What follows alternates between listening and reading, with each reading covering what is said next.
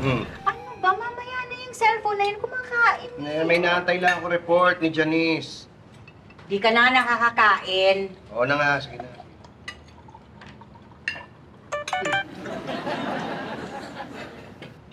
Oh, ha, eto na.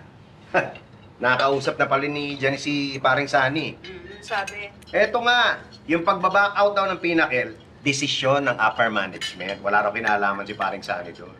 Oo, yan. Nahihiya pa nga raw siya sa pier. Kita mo na, di ba? Sabi sa'yo, hindi masama yung loob niya sa akin nung nag-usap kami. Nakausap ni Janice yan? Oo!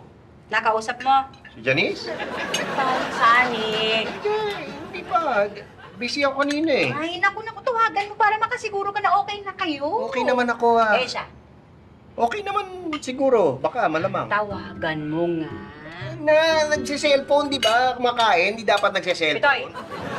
Oo na, sige na. Tawagan ko na.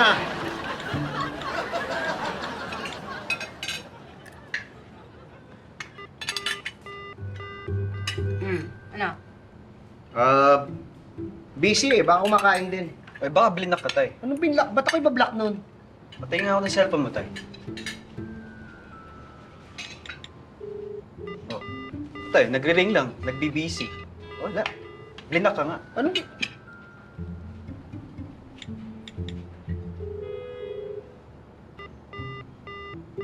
Pagka ba ganun, binlock yun? Ano ba ibablock yun? Masama nga ang loob sa'yo. Ano sasama ang loob? Di ba nagpaliwanag pa nga kay Janice na hindi niya kasalanan? O eh, para isipin mo na hindi niya pinersonal yung project ninyo. O nagpaka-professional siya. Pero masama pa rin ang loob niya. Kaya ka nga, binlock. Hindi nga ako binlock. Hindi pa tayo sigurado. Tama na nga yung block-block na yan. Pakuha lang ng kanin. Kakain na ako. Ay, sir, ubus na po. Pati sa kanin binlock ako. Uy, kahit gaano ka ka-busy, dapat puntahan mo yan, ha? Hindi nga eh. Di ba kailangan pumunta ng Davao? Sana makabalik agad ako para mapuntahan natin, ano? Ay, baka naman pati unahin mo muna yung burol bago yung biyahe. Lalahanin mo yung kaibigan mo namatay na may sama ng loob sa'yo. Ano ko ba? Iyan ka na naman sama-sama ng loob. Walang sama ng loob yun. Sabi ko lang, nung buhay siya, di ba, hindi nagparamdam. Oo. O, ngayon patay na siya. Baka ngayon magparamdam. Paramdam.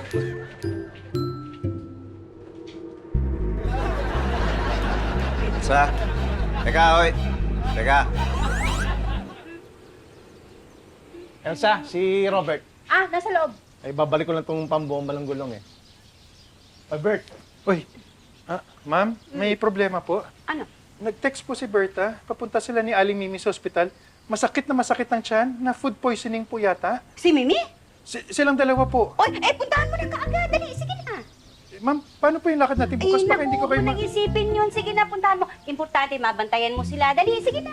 Pasensya na po, mama. Okay lang, maghanap ako ng mga kasama sa akin. Sige na. Eh, paano po kayo? Okay na nga, ako nang bahala. Alis na. Sige pa. Hindi, saan ba yan? Sa baler, ipagmamaneho niya ako. Ako na lang. Sigurado ka? Oo eh, malapit lang yun eh. Haler, malayo ang baler. Uy, thank you. Sinamahan mo ako, ha? Hindi, wala yun. Tsaka ano, wala naman traffic eh. Eh kung wala tayong stopover, mas mapapabilis pa tayo. Siguro, bago mag-alas 9, nandun na tayo. Uy, taka muna. Kamusta pala trabaho? Sabi ni Pitoy, busy kayo. Oo, busy. Pero ano, may problema nga ako eh. Ano? May inutos sa akin si Pete sa PM eh, hindi ko pa nagagawa eh. Oh, baka makatulong ako. Talaga? Nagaanap ako ng makakatulong eh. Uy, sige, pag-usapan natin. Pwede bang kumain muna tayo kasi ang hirap mag-isip pag ng panggutom. Ako rin.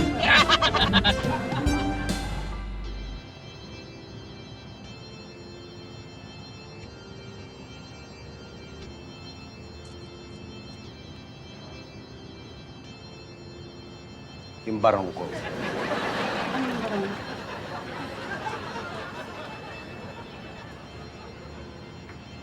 Silipin mo.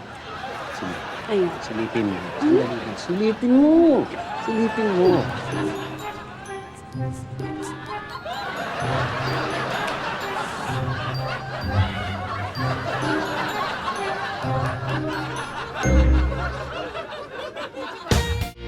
Sige na. paano ka nakakasiguro na barong mo yan? Kilala ko yung barong ko. Tahi pa lang, alam ko na. Barong mo yung ganun tayo. At pinasadya ko yun, kaya kilala ko.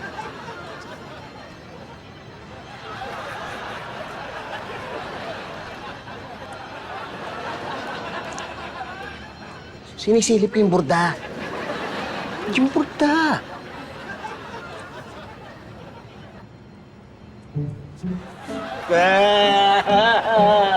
Paring Sani. Okay mo. Paring Sani.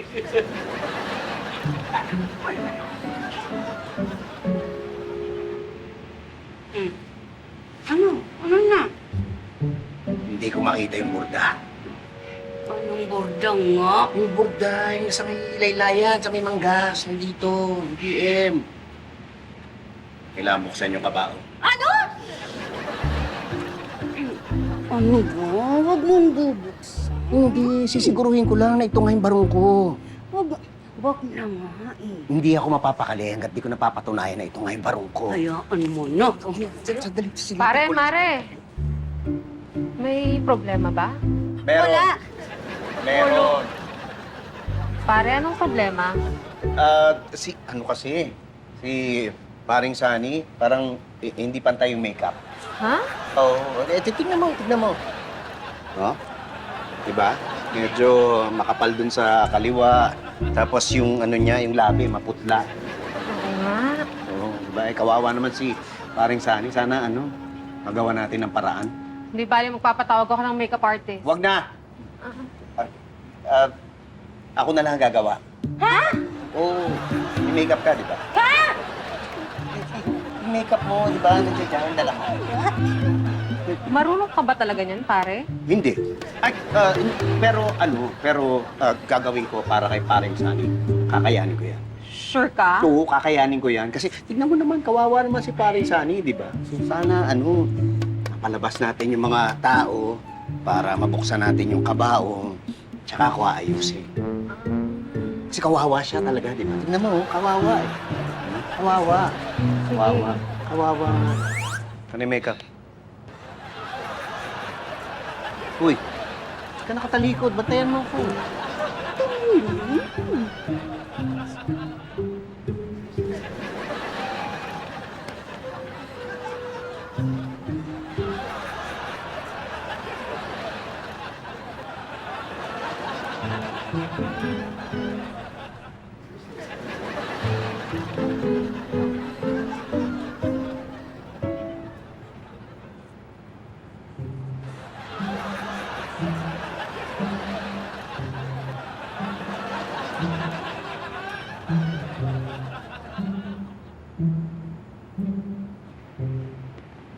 Pepito! Ay! Nako! Sorry! Pasensya ka na, mainit. Hindi, okay lang. At, Elsa, punasan mo nga to. Ha? Hindi, okay lang. Hindi, kailangan punasan niya yan. Punasan mo to. Punasan mo, please.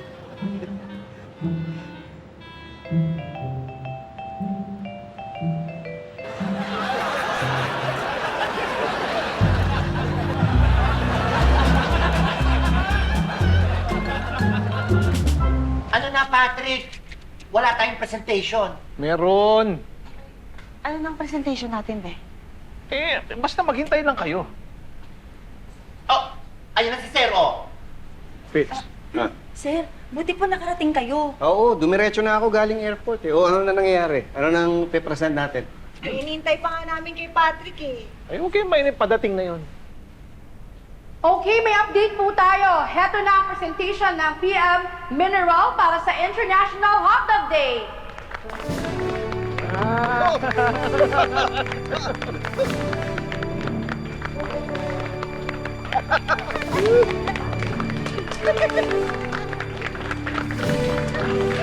O ano? Kamusta? Ang laki niya na. Saan yung sinakayan? Ay, doon sa truck na binili ko, ES na yung binili mo pala. Congratulations, PM Mineral, led by Mr. Pepito Manaloto.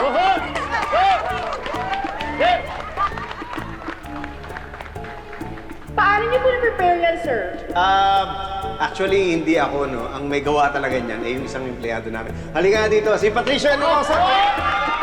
Patrick! Ay, liliwanagin ko po ha, hindi po ako yung may gawa niyan. Sila po ang may gawa niyan. Sila po ang bumuo nitong giant hotdog!